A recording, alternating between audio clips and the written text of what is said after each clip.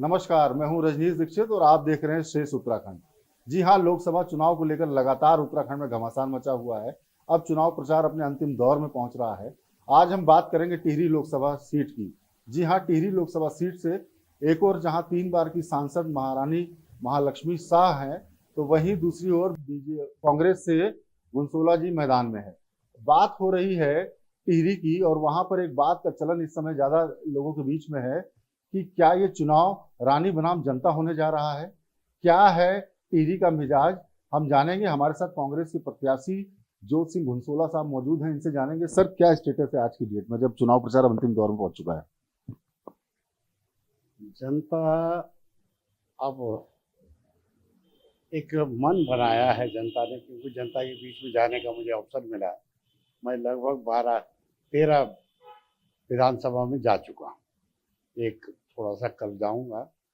तो जनता का मन कुछ इस तरह से लग रहा है कि टिहरी संसदीय सीट पर अब के परिवर्तन होगा, और वो परिवर्तन भी लगभग टिहरी से शुरू होकर पूरे देश में जाएगा, ऐसा प्रतीत हो रहा है। क्योंकि अंडर करंट सा लग रहा है, ऊपर तो कोई बोल नहीं रहा है तो, लेकिन करंट अंडर है। तो देखिए, शायद संभव तो हम ये मान रहे हैं कि 1-1 होने की वजह से इंडिया अलायंस की गवर्नमेंट फ्रेम बनने जा रही है। अच्छा सर, बात करते हैं कि उनका जो तिलिस्म है वो कोई वहाँ अभेद तिलिस्म था। आपने कहा इस बार जनता बनाम राजा का चुनाव होगा, उसमें क्या जनता का समर्थन आपको मिलता है, दिख रहा है। अपार उत्साह भी और समर्थन भी। जहाँ जहाँ मैं गया हूँ वहाँ यही बात सामने आई कि एक सांसद 12 साल से सांसद रहे हैं, और जनता के बीच में जाना उनका एक बड़ा माइनस पॉइंट है। किसी के सुख दुख में खड़ा ना होना उनका दूसरा माइनस पॉइंट है। ना तो सदन में कभी आवाज़ उठाई और ना सड़क पर ही कभी बात की। तो ये कुछ इस तरह की चीज़ें निकल कर आई कि ये लगभग लगभग वो रानी साहिबा चुनाव स्वयं नहीं लड़ रही हैं। वो कहते हैं कि मोदी जी चुनाव लड़ रहे हैं, मोदी जी के नाम पर वोट दीजिए। अरे भाई, टिहरी संसदीय क्षेत्र से तो आप सांसद हैं। मोदी जी लड़ेंगे तो बनारस से लड़ेंगे, बनारस के सांसद कहलाएंगे। और आप आज भी ये जब कुछ नहीं कर पाए, विकास की कोई रूपरेखाएं नहीं निकाल पाए, इस क्षेत्र में किसी भी नौजवान के रोजगार की बात कभी उस ओर ध्यान ही नहीं दिया। तो अब जनता कहती है कि भाई अब समय आ गया है परिवर्तन का, हमें उसको परिवर्तन करके ही रहेंगे। तो आपको पूरी तरह से आश्वस्त इस बार परिवर्तन होकर रहेगा। दूसरा सवाल, जैसा कि अभी मोदी जी यहाँ आए, तमाम दिग्गज नेता स्टार प्रचारक बीजेपी के आ रहे हैं, कांग्रेस के स्टार प्रचारकों की जो प्रियंका गांधी चलिए अभी लास्ट में पहुंच रही हैं, क्या वजह मानते हैं लेट लेट। नहीं, ये हमने तो मांगा भी नहीं है साथ प्रचार।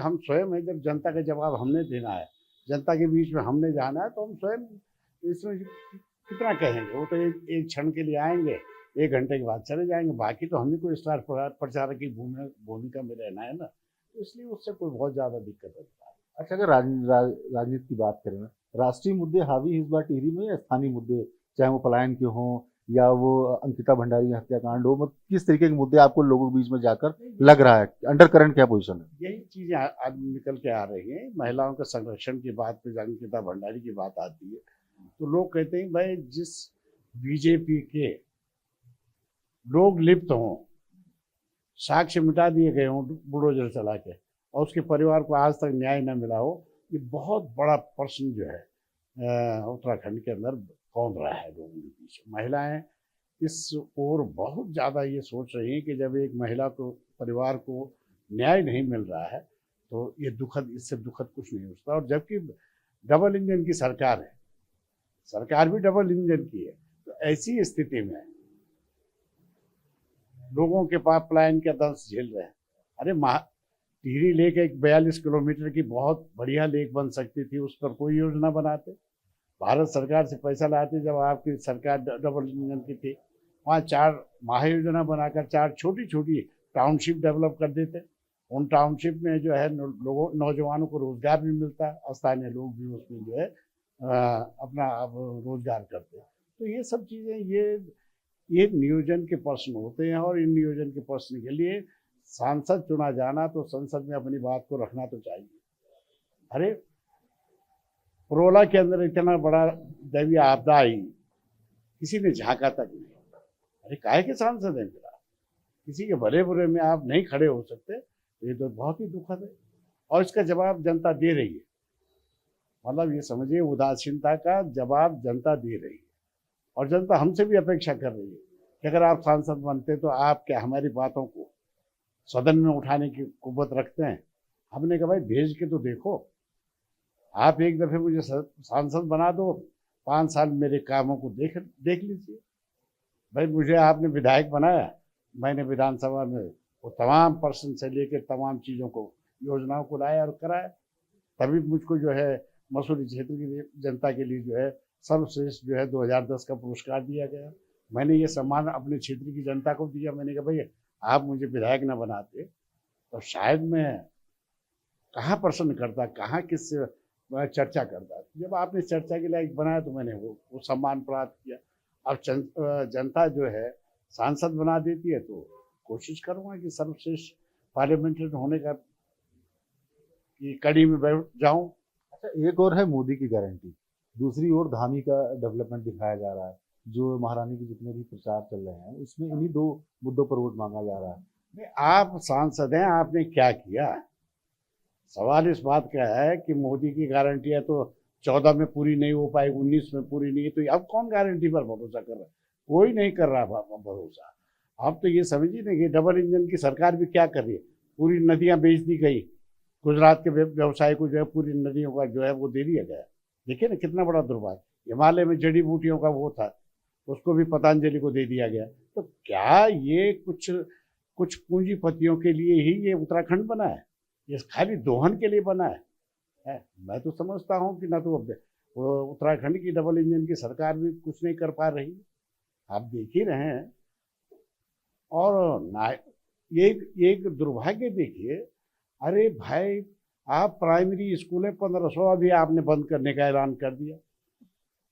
हम तो नहीं समझते हैं कि आप अपनी जो है शिक्षा नीति में कौन सा ऐसा परिवर्तन करके ला रहे हैं जो चलती हुई स्कूलें हैं ग्रामीण परिवेश की, जैसे हम औसत लोगों के लिए, तो क्या औसत लोगों के लिए कोई स्कूलिंग नहीं होगी?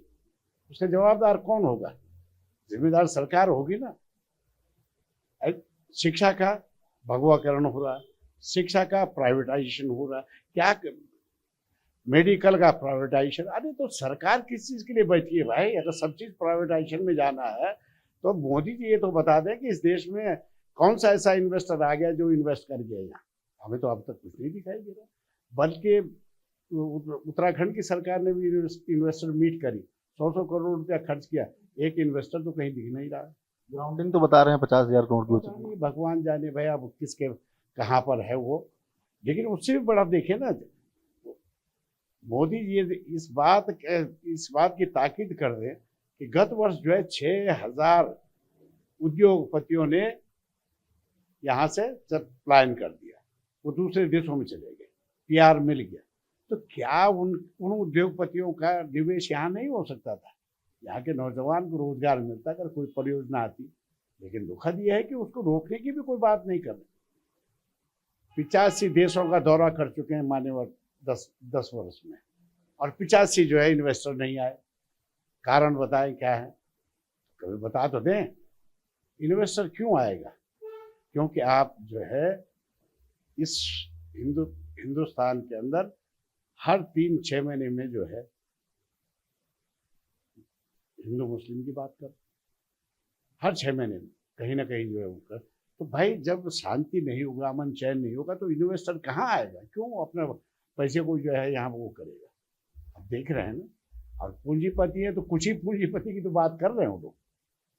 भाई राहुल जी तो स्थानीय मुद्दे की बात कर लें कि जो मतलब आपकी जो गारंटी की, एक तरह मोदी गारंटी, आप क्या गारंटी इस बार जनता को दे रहे हैं? नहीं भाई देखिए, मोदी जी की गारंटियां तो ना पहले पूरी हुई ना अब पूरी होगी। ये तो बात खत्म कर दी। अब भ्रम में लोग नहीं जाएंगे। हमारी कोई गारंटी, हमारी तो ये है भाई कि हमारा घोषणा पत्र है, इसमें जो है 5 न्याय हैं। 5 न्याय में 25 गारंटियां इन्होंने दे दी। उन गारंटियों के तहत रोजगार की बात है, युवाओं को रोजगार कर देना है, महिलाओं को जो है संरक्षण देना है, उनको जो है 1 लाख प्रतिवर्ष वीकर सेक्शन को देना है, ये सब ये गारंटियाँ है। सरकार आती है, ये सब चीज़ें दी जाएंगी, किसानों को जो है MSP दिया जाएगा। ये सारी गारंटियाँ इस तरह की हैं जो कि पूरी होने वाली है। और मोदी जी की जो गारंटी है वो आप देख रहे हैं, 14 में नहीं पूरी हुई, 19 में नहीं पूरी हुई, अब हम उसी को रिपीट करते करते हम भी थक गए। जी सर, ये बताइए लास्ट सवाल, किस तरीके की चुनौती आप देखते हैं? जब आपने कह दिया कि हमारी 1 to 1 लड़ाई है, तो 1 to 1 लड़ाई में कितना संघर्ष देखते हैं?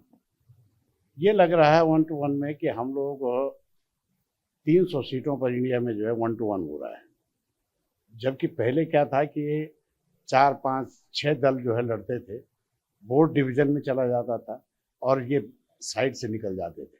इस बार बहुत बड़ी चुनौती जो है बीजेपी के लिए बन गई है, एनडीए के लिए बन गई है कि वो निकलने की तस्वीर नहीं बनी। अब विश्लेषक तो बताते हैं कि ये 180 से 190 सीट तक नहीं पहुंच पा रहे हैं। तो हम लोगों से ऐसे ही आपका पढ़ते हैं तो तब पता चलता है। तो स्थिति इसी वजह से ये हो रही है। और अब तो जनता ये मौन रहने वाली नहीं है। वो तो कई लोगों को देखा नहीं आपने, रानी को कितना भगाना पड़ा उनको, पूर्व सैनिकों ने क्या नहीं पूछा। वो उनका जो है 1 रैंक 1 पेंशन पे रानी को जवाब देना नहीं बना। मिनिस्टर था क्या है, सैनिक मंत्री, सैनिक दौड़ा के भेज दिया। तो ये आक्रोशित तो होगा। बीजेपी तो कहती है कि हम तो जीते हुए सिर्फ मार्जिन की लड़ाई लड़ रहे हैं, मार्जिन बढ़ाने की। भाई 400 की बात तो आप पहले ही कह रहे हैं, तो फिर नहीं जीत पाओगे तो कहोगे यार जुमलेबाजी हो गई है।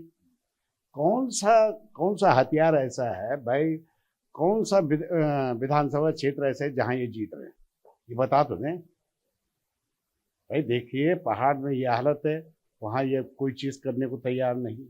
नौजवान डिग्री लेके घूम रहा है, उसको रोजगार नहीं। महिलाओं के साथ जो है इतना अत्याचार हो रहा है, उसके लिए जवाबदार नहीं। अरे आप तो सत्ता में बैठे 10 साल हो गए हैं। 10 साल में जो सत्ता का दल होता है वो तो वैसे ही सब चीज़ के सबके लिए जवाबदार हो जाता है, जिम्मेदार हो जाता है। लेकिन वो अपनी जिम्मेदारी से भागते हुए नजर आ रहे हैं। यही तो कर रहे हो क्या भाई, ईडी भेज दो, CBI कर दो, IT लगा दो, जेल में बंद कर दो। अरे किसी के नाम से फर्जी जो है अपना वो लगा दो, क्या बोलते हैं, केस दायर कर दो, अरेस्टिंग करा दो। क्या तरीका है? अरे लोकतंत्र है, लोकतंत्र में पक्ष और विपक्ष होता है। जब आप ये देखें हिंदुस्तान के अंदर 146 सांसदों का निलंबन एक साथ होता है। वो सांसद यही तो पूछ रहे थे कि भाई किसानों के साथ क्यों अत्याचार हो रहा है, उनको MSP दे दीजिए। यही सवाल तो पूछे थे। बेरोजगारी का दंश जो है पूरा देश झेल रहा है, आप इस पर कौन सा नियोजन कर रहे हैं, कौन सी योजना बना रहे हैं? यही तो कहा था कि भाई आप सारी चीजें जब, सारे उपक्रम आप जब अडानी और अंबानी और तमाम उद्योगपतियों को दे देंगे तो यहाँ तो रोजगार के अवसर ही खत्म हो गए। ऑर्डिनेंस फैक्ट्री आपने जो है 4 OLF ऑर्डिनेंस और ये उठा के जो है निगम बना के प्राइवेटाइजेशन में जो डाल दिया। अब ये देखिए ना, पोर्ट आपने बेच दिए, एयरपोर्ट आपने बेच दिए, करे हो क्या? जहाँ लोगों के रोजगार, पढ़ लिखकर रोजगार की अवसर थे, वो सारे प्रतिष्ठान बंद कर दिए। देखिए ना, BSNL 80,000 लोगों को जो है बाहर BRS दे के बाहर कर दिया। क्या है, जियो के दरवाजे पे आपने BSNL को टांग दिया। तो कौन सी नीति है ना, ये तो बताएं। और यही सवाल तो हम इनसे पूछ रहे हैं। मैंने कहा 1 to 1 में हमारे साथ बैठ जाओ, डिस्कशन कर लो, डिबेट कर लो। आपने जब बहुत कुछ किया है तो डिबेट में बैठ जाए। रानी जी डिबेट में बैठे, हम भी डिबेट में 1 to 1 में बात हो जाएगी, क्यों? लेकिन वो चुनौती कभी स्वीकार नहीं करेंगे। धन्यवाद। ये थे हमारे साथ ज्योत सिंह हंसोला, जो कांग्रेस प्रत्याशी टिहरी के। सीधे कई सारे सवाल इन्होंने खड़े किए हैं और चुनौती भी दे रहे हैं बीजेपी प्रत्याशी महारानी को कि हमारे साथ खुली बैठक करें और मुद्दों के जवाब दें, टिहरी की जनता के जवाब दें। तब पता चलेगा कि विकास की बयार किस हद तक बही है। कैमरा पंकज तलवार के साथ में रजनीश दीक्षित, देहरादून। श्रेष्ठ उत्तराखंड पर खबरों से जुड़े रहने के लिए चैनल को सब्सक्राइब करें, बेल आइकन दबाएं और देखते रहें श्रेष्ठ उत्तराखंड।